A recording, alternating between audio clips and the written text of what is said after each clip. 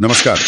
आज हम ईरान पर जो हालिया अमेरिकी हवाई हमले हुए हैं, जिन्हें ऑपरेशन मिडनाइट हैमर कहा जा रहा है, उस पर थोड़ी गहराई से बात करेंगे। हाँ, बिल्कुल। हमारे पास कई न्यूज़ रिपोर्ट्स और दूसरी जानकारियां हैं, और हम कोशिश करेंगे कि इन हमलों के जो खास पहलू हैं, इनके पीछे की वजह क्या थी, दुनिया भर में क्या प्रतिक्रिया हुई और आगे क्या हो सकता है, उसे समझें। सही। सोचिए जरा, आधी रात का वक्त, B-2 स्टील्थ बॉम्बर, मतलब वो जो रडार पर आसानी से नहीं आते, और इतने भारी बमों का इस्तेमाल। हाँ, MOPS की बात हो रही है यहाँ। हाँ, तो चलिए जानते हैं कि आखिर हुआ क्या था और क्यों।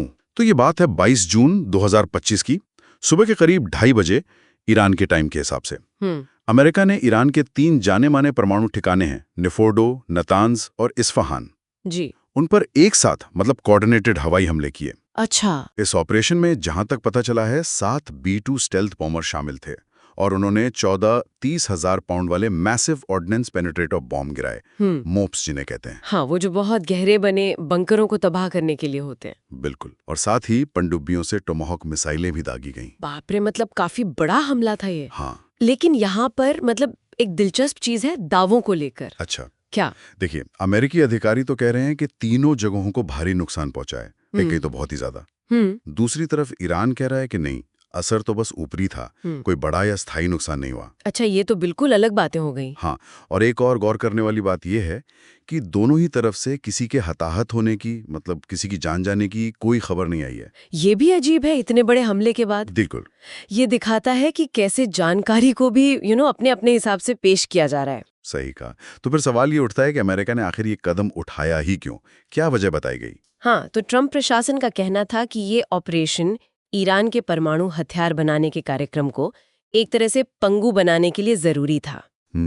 और उन्होंने ईरान को एक कड़ा अल्टीमेटम भी दिया। कहा कि या तो शांति बनाओ या फिर और हमलों के लिए तैयार रहो। अच्छा, लेकिन क्या उस वक्त वाकई ऐसे सबूत थे कि ईरान हथियार बना रहा था? देखिए, यहीं पर पेच है। उस वक्त की जो खुफिया रिपोर्ट्स थीं, उनमें ऐसा कुछ ठोस संकेत नहीं मिल रहा था कि ईरान सक्रिय रूप से परमाणु हथियार बना रहा है या बनाने के बहुत करीब है। हाँ, और इसी वजह से अमेरिका में ही खासकर डेमोक्रेट्स और दूसरे आलोचकों ने इस कार्रवाई को असंवैधानिक कहा। असंवैधानिक? हाँ, उनका मानना था कि राष्ट्रपति ने अपनी शक्तियों का गलत इस्तेमाल किया है, मतलब बिना कांग्रेस की मंजूरी के इतना बड़ा कदम उठा लिया और इससे तनाव बेवजह बढ़ाया गया है। तो अमेरिका के अंदर भी इस पर एक राय नहीं थी? बिल्कुल नहीं। ज्यादातर रिपब्लिकन सेनेटर जो थे, जैसे लिंजी ग्राहम और जॉन थ्यून, उन्होंने तो हमलों का समर्थन किया, कहा कि ये जरूरी था। लेकिन डेमोक्रेट्स जैसे हकीम जेफरीज या टैमी डकवर्थ, उन्होंने चिंता जताई, कहा कि राष्ट्रपति को इतनी आसानी से सैन्य कार्रवाई का फैसला नहीं लेना चाहिए। समझ गया। और दुनिया भर में बाहर के देशों की क्या प्रतिक्रिया रही? वैश्विक स्तर पर प्रतिक्रियाएं काफी तीखी थीं। रूस और चीन ने तो खुलकर हमलों की निंदा की। अच्छा। और चेतावनी दी कि इससे इलाके में तनाव खतरनाक हद तक बढ़ सकता है। पाकिस्तान ने भी हमले की निंदा की। एक थोड़ी हैरान करने वाली बात ये थी कि ब्रिटेन के प्रधानमंत्री कीर स्टारमर, उन्हें इस अमेरिकी फैसले की पहले से कोई जानकारी ही नहीं थी। सच में? ये तो बड़ी बात है। हाँ, और उनकी सरकार ने इस ऑपरेशन में शामिल होने से साफ इनकार कर दिया और अपने इलाके में सुरक्षा अलर्ट भी बढ़ा दिए। जाहिर है ईरान तो चुप नहीं बैठा होगा। उसने क्या कदम उठाए? ईरान ने फौरन बदला लेने की कसम खाई। एक तो उसने होर्मुज जलडमरू मध्य को बंद करने की धमकी दी। अरे हाँ, वो तो बहुत अहम समुद्री रास्ता है तेल के लिए। बिल्कुल, दुनिया का बहुत सारा तेल वहीं से गुजरता है। उसे बंद करने का मतलब है वैश्विक अर्थव्यवस्था पर बहुत बड़ा असर। और ईरान ने इजरायली ठिकानों पर मिसाइलें भी दागी। और ऐसी भी खबरें हैं कि उसने प्रॉक्सी वॉर, मतलब यमन में हूती विद्रोहियों के जरिए हमले करवाए, यानी अप्रत्यक्ष लड़ाई। हाँ, मामले की गंभीरता को देखते हुए संयुक्त राष्ट्र सुरक्षा परिषद ने भी फौरन एक इमरजेंसी मीटिंग बुलाई। ये सब तब हो रहा है जब इजराइल और ईरान के बीच पहले से ही तनाव काफी ज्यादा था। हाँ, बिल्कुल। ये तो जैसे उस तनाव में आग में घी डालने जैसा हो गया।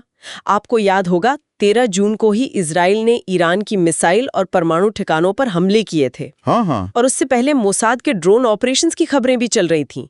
तो ये अमेरिकी हमला उस पहले से चल रहे टकराव को और ज्यादा भड़काने वाला कदम साबित हुआ। और इसका अर्थव्यवस्था पर असर वो तो फौरन दिखा होगा।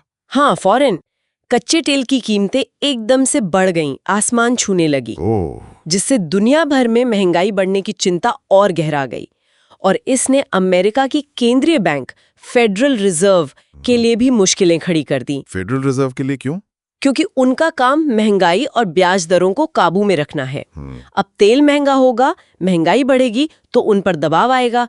तो अब फेडरल रिजर्व के चेयरमैन पावेल की जो कांग्रेस में गवाही होनी है और बाकी आर्थिक आंकड़े, उन पर सबकी नजरें और ज्यादा टिक गई हैं। समझ गया। तो आगे क्या हो सकता है? क्या संभावनाएं दिख रही हैं अब? मोटे तौर पर देखें तो 3 मुख्य रास्ते नजर आते हैं। पहला तो ये कि तनाव और बढ़ जाए। अगर ईरान अपनी मिसाइल कार्रवाई जारी रखता है या फिर ये हूती हमलों में तेजी आती है तो ये क्षेत्रीय संघर्ष और फैल सकता है, यानी स्थिति और बिगड़ सकती है। हाँ। दूसरी संभावना है कूटनीति की, मतलब डिप्लोमेसी। संयुक्त राष्ट्र में बहस तेज हो सकती है। अमेरिका में वॉर पावर्स एक्ट पर फिर से सवाल उठ सकते हैं। हाँ, वो राष्ट्रपति की शक्तियों वाला कानून। वही। और देशों के बीच समीकरण बदल सकते हैं, खासकर तब जब चीन और रूस जैसे देश शांति बनाए रखने की अपील कर रहे हैं। और तीसरा रास्ता? तीसरा है आर्थिक जोखिम।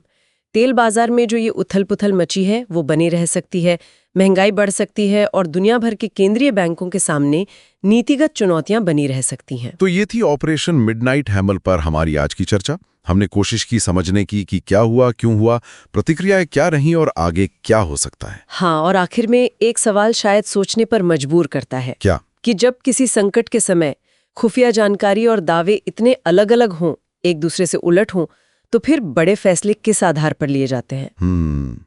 ये तो अहम सवाल है। और उन फैसलों के अनजाने या अनचाहे नतीजे क्या हो सकते हैं, खासकर तब जब पूरी दुनिया की स्थिरता दांव पर लगी हो।